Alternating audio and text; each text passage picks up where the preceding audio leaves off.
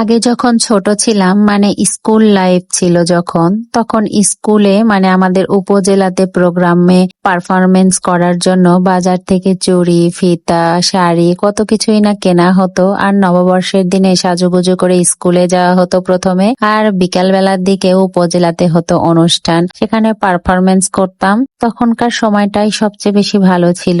বিয়ের পরে আর নববর্ষ সেইভাবে উদযাপন করা হয় না। তো আজকে ভাবলাম একটু নববর্ষের দিনে সাজগোজ করি। আলমারি থেকে শাড়ি বের করে সুন্দরভাবে সেজে গুজে নিলাম। আর এই সাজগোজ করা অবস্থায় কিন্তু এখন আমি রান্নাঘরে চলে যাব, কারণ এখন বিয়ে হয়ে গেছে গৃহিণী, আর সেজন্য সাজগোজ করলেও রান্নাঘরে যেতে হবে। তো রান্নাঘরে এসে আমি আলু সেদ্ধ দিয়ে দিচ্ছি। রাতে পান্তা করে রেখেছি, মানে ভাত জাল করে রেখেছি।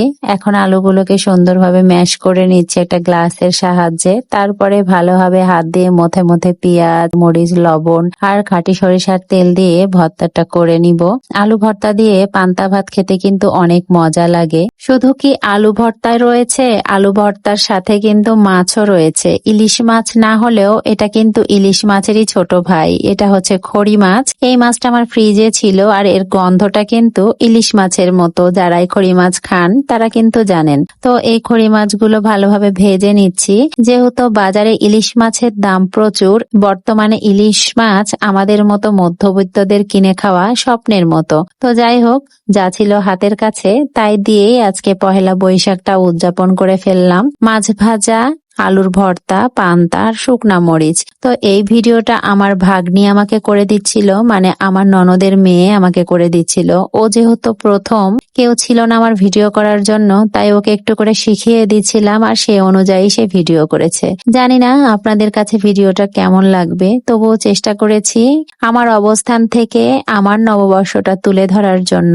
আমি খুবই সাধারণ একটা মানুষ, আমি পার্লারেও যাই না, অত সাজগোজও করি না, আমার জীবনটা খুবই সাদামাটা। তো এইভাবেই আমি আমার নববর্ষটা উদযাপন করলাম। ভালোই লাগছিল, বাড়িতে একা একা নববর্ষ উদযাপন করছিলাম। ভিডিও করার জন্যই যেহেতু করা, সবাই জানেন আমাদের ভিডিও করতেই হয়। সোশ্যাল মিডিয়াতে যেহেতু একটা কাজ করি, এটা আমাদের প্রফেশনের মতো হয়ে গেছে, তাই দৈনিক দিনের ভিডিও শেয়ার করতে হয়।